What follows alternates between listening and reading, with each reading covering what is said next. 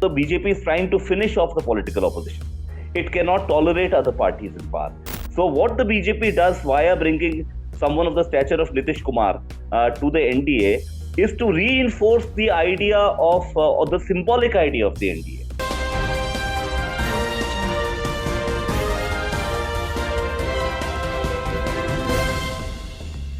Hello and welcome to the Indian Express.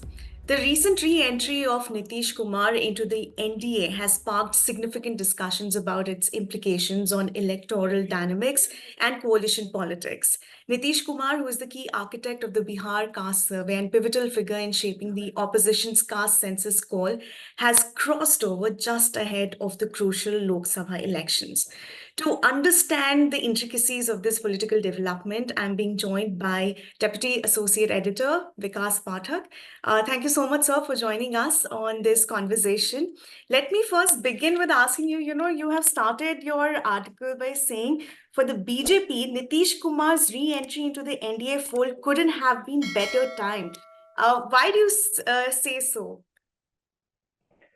Look, because first the Lok Sabha elections are just about to happen, and the opposition, which was trying to defeat the BJP somehow or the other, they were counting on two things. One, they were counting on this thing called opposition unity.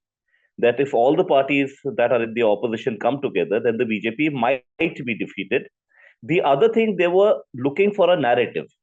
So they were pretty much aware that the Hindutva narrative of the BJP has picked up, and Ram Temple has just been consecrated. So in anticipation of that, what they were trying was that there was a common sense in Indian politics, and in Indian academia since the 1990s, that if there's a surge of Hindutva that seeks to bring Hindus together, you can break it via caste, which is a kind of which are subcategories within Hinduism. So social justice politics, if you weave a politics around the forward versus the backward, then a Hindutva surge can be contained. This common sense comes from the 1993 victory of the Samajwadi Party and BSP in alliance against the BJP in UP, where the BJP remained the single largest party just 1 year after the demolition of the Babri Masjid, but it could not come to power. So that political common sense had been continuing. So they were thinking that the caste census narrative, is a very powerful weapon to keep the BJP at bay. With the shifting of Nitish Kumar, both of these agendas of the opposition have come undone. The reason is that Nitish Kumar provided the template for the caste census through the Bihar caste survey. So, in a sense, he's the architect of that. And secondly, the presence of Nitish Kumar was very important for the notion of opposition unity to stay, because let's not forget that in June 2023, he had chaired the first meeting of the opposition parties in which 17 opposition parties had taken part. So once the person who chaired the first meeting of the opposition, plus the person who's the architect of the caste survey in Bihar, on which is based the template of a caste census, if he shifts over to the NDA, then you lose both the narrative and this notion of opposition unity. How is this going to work, this coalition? Because we have also heard that Nitish Kumar, now after he has moved to the NDA, will reinforce Hindutva plus social justice plank. So how do you see this coalition? The coalition, you mean the coalition of the NDA or the UPA Yes, or yes. And India bloc? yeah, I'm NDA. talking about the NDA. Yeah. Well, first of all, the BJP frankly did not need an NDA right now, because the BJP for the last two Lok Sabha elections had been getting full majorities on its own. The NDA or the India bloc, which was earlier UPA, are primarily, features of the coalition era, which began after Rajiv Gandhi's time. From 1989 onwards, no party was able to get a full majority till 2014. So, since they could not get full majorities, the notion of a coalition government became very central to the political imagination. Now we are past that phase. So, the BJP is already getting majorities on its own. So, what the NDA does right now is not to ensure a BJP victory or bringing BJP back to power. It ensures a legitimacy.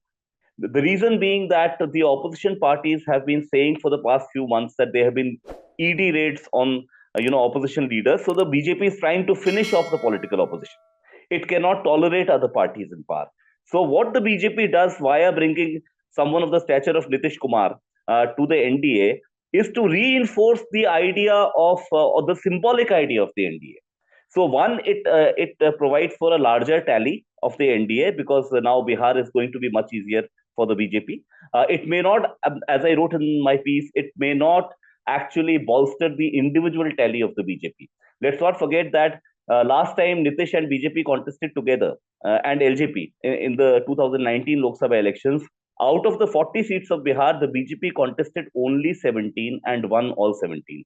Had Nitish not crossed over, BJP would have contested 34 seats. And the possibility of winning at least 17 out of 34 on the back of the Ram Temple movement and everything would have been much easier. But the thing is that despite the fact that it does not bolster the individual tally of the BJP, the BJP has decided one to make the election easier in Bihar. They don't have to get stuck in Bihar because of a coalition of the opposition. And at the same time, they have also bolstered the idea that the BJP is not out to finish other parties because a major opposition party, which was almost a fulcrum of the India bloc, has crossed over at this moment. So the NDA Right. symbolically works for the BJP. All right.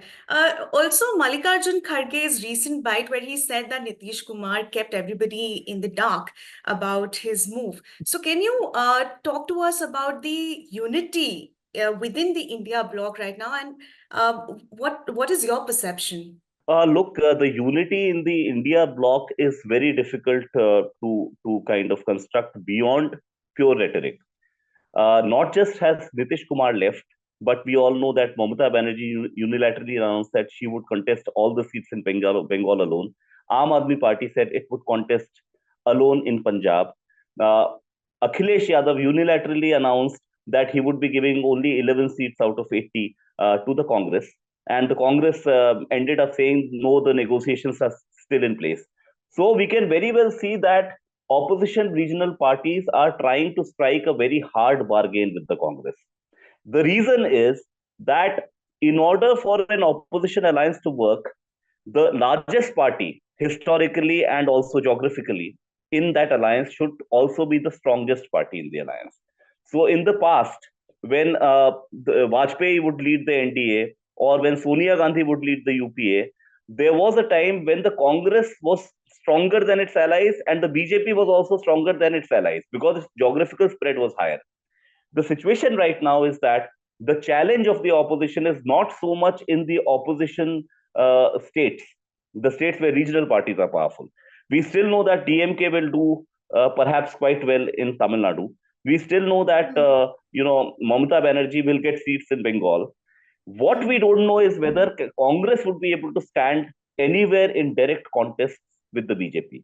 Over the last two Lok Sabha elections, the BJP's main surge comes from those states where it takes on the Congress directly. Apart from UP, where even it's possible for the BJP to beat even an alliance of SP, BSP, and RLD in 2019. But in all other states with direct contests like Rajasthan, Madhya Pradesh, Chhattisgarh, in all such states, the BJP just sweeps the Lok Sabha. So, what confidence do regional opposition parties have in the ability of the Congress to become a fulcrum of the opposition alliance? So, all this pressure that Congress is facing is basically because for an alliance to really work, they should be sure that Congress is not counting on them to bolster its own tally. They should be sure that Congress is the engine of the alliance, which will lead the alliance to victory. But they are increasingly feeling all the regional opposition parties that the Congress wants to have more seats in their turf so that its own tally is a kind of a respectable tally, and in the process their tallies would go down. So in this sense, it's very difficult to strike an alliance that is workable on the ground.